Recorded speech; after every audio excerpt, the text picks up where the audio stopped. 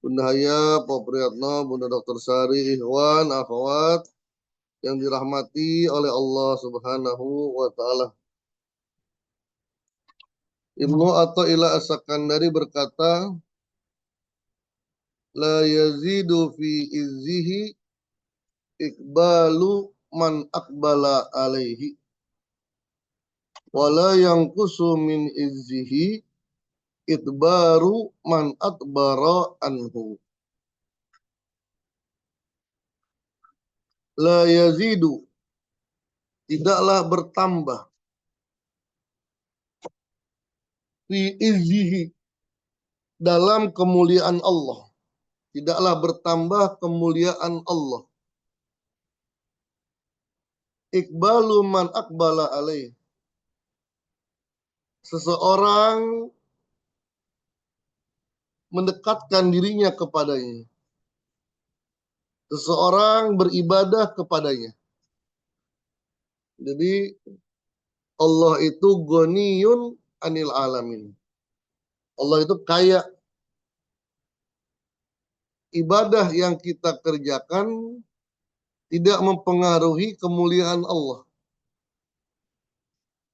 Bacaan zikir yang kita baca tidaklah memberikan bertambah kemuliaan Allah. Allah tidak akan bertambah apapun. Allah kan walahil kan. Allah itu seperti dahulu, gak berubah. Karena Allahus Somad. Allah tidak butuh siapapun, tapi siapapun butuh Allah. Wala yang kusumin izzihi ikbaru man adbara alaihi anhu. Dan tidaklah mengurangi kemuliaan Allah dengan meninggalkan ibadah, seseorang meninggalkan ibadah kepadanya. Allah tidak rugi dengan hambanya yang tidak beribadah. Allah tidak kurang kemuliaannya ketika suatu kampung tidak beribadah kepadanya. Tidak. Artinya apa? Manusia itu harus tunduk dengan peraturan Allah. Kalau bahasa Betawinya jangan gampang ngambek gitu. Ketika mendapatkan ujian, mendapatkan masalah lalu menyalahkan Allah. Dan ujungnya meninggalkan ibadah kepada Allah. Itu yang rugi bukan Allah, tapi yang rugi adalah dirinya sendiri. Inilah yang diajarkan selalu oleh guru agung kita. Selalu berzikir. Berzikir. Bahkan tidak dianjurkan banyak berdoa. Karena kalau banyak berdoa, ketika doa kita tidak dikabulkan, muncul kekecewaan. Kekecewaan muncul kemalasan. Atau muncul keraguan. Keraguan melahirkan ketidaksungguhan dalam berzikir dan beramal. Tapi berzikirlah dan serahkan semuanya kepada Allah. Qanaah. Qanaah itu adalah ridho bima kusima.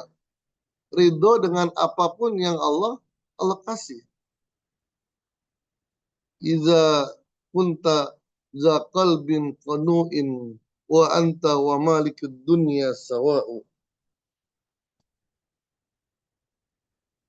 Jikalah engkau memiliki hati yang qanaah, maka engkau akan sama levelnya dengan para raja. Ini Imam Syafi'i menulis, warizquka la yafutuka bitawani walaysa yazidu fi rizqil ina'u. Rizkimu tidak akan hilang Jika engkau santai, nggak ngoyo bahasa bahasa nggak ngoyo dalam dalam mencari rezeki, ya tetap ikhtiar, tapi nggak ngoyo sampai meninggalkan ibadah kepada Allah, sampai melalaikan ibadah kepada Allah. Ketika waktunya sholat, dia sholat. Ketika waktunya zikir, dia zikir. Tidak takut rizkinya hilang. Kata Hasan al-Basri, alimtu bi anna rizki la yakuluhu ghairi fatma'inna qalbi.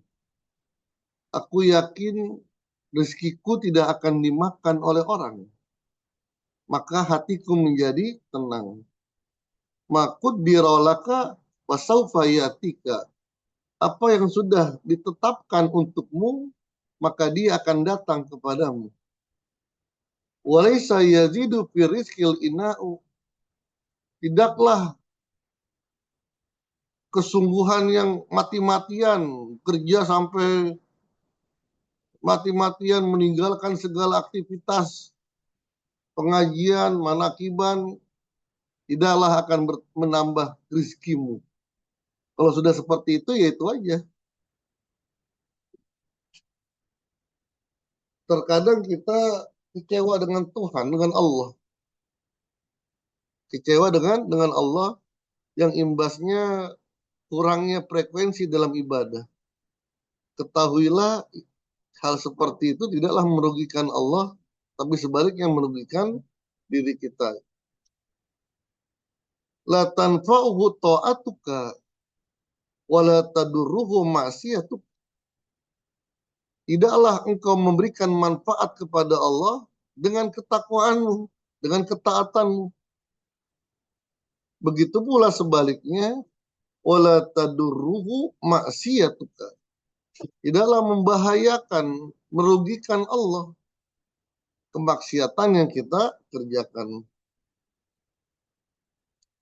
Wa innama amaraka bihadhihi wa nahaka an hadhihi lima yaudu alika. Sesungguhnya Allah perintahkan kamu sesuatu, Allah larang kamu sesuatu, itu semuanya manfaatnya kembali kepadamu. Wa man kafara fa innallaha ghaniyun 'anil alamin. Maka kita dilatih dan harus melatih diri kita untuk husnuzon kepada Allah. Untuk berprasangka baik kepada Allah. Di antaranya ya jangan banyak meminta. Berzikir saja dan pasrahkan. Apapun yang akan terjadi, itulah yang terbaik bagi kita. Memang terkadang Allah berikan kita sesuatu yang tidak baik untuk mendapatkan sesuatu yang baik. Sayyidatuna Maryam mendapatkan penghinaan yang luar biasa karena hamil. Sampai beliau meninggalkan mihrabnya. Setelah melahirkan, kata Allah,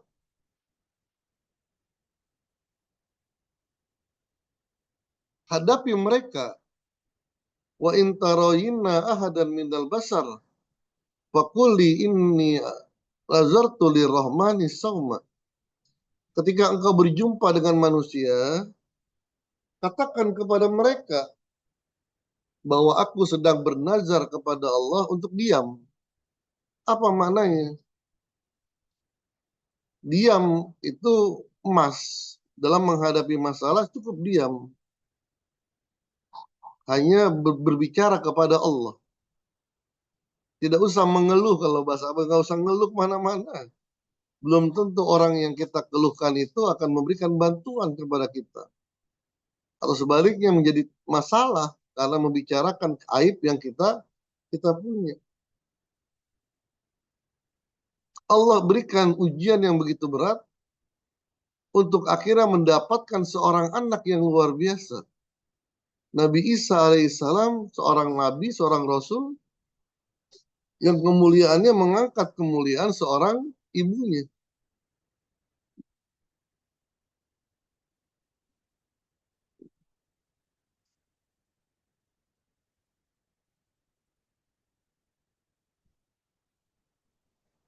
Eh, jadi dosa terbesar ternyata adalah suuzon kepada Allah. Suuzon gimana? Misalnya Allah sudah tidak sayang kepada kita. Sedangkan Allah begitu sayang kepada kita. Allah sudah jauh dari kita. Sedangkan Allah itu akrobu min hablil warid. Zikir yang dilatih oleh guru agung kita, zikir khofi, yang dikatakan sholatud daim, itu menghadirkan Allah dalam segala perkara. Seperti yang sudah kita baca kemarin, kenapa seseorang itu bingung, ketakutan, digoibatihimullahu fi kulli syai'. Karena tidak ada Allah dalam urusannya. Tapi kalau ada Allah, dia yakin, dia berusaha, ya mungkin ya sedikit pusing, ya pusing, namanya manusia. Kalau sedih, ya sedih. Baginda Rasulullah sedih ketika ditinggal oleh anaknya. Rasulullah saja apa namanya pusing ketika istrinya difitnah berselingkuh, ya. Tapi tetap dihadapi dengan tenang, tidak berkurang frekuensi ibadahnya. Kenapa? Karena bisa jadi itulah titik tolak untuk Allah angkat derajat kita di hadapan Allah dan di hadapan manusia. Wallahu a'lam bishawab. Assalamualaikum warahmatullahi wabarakatuh.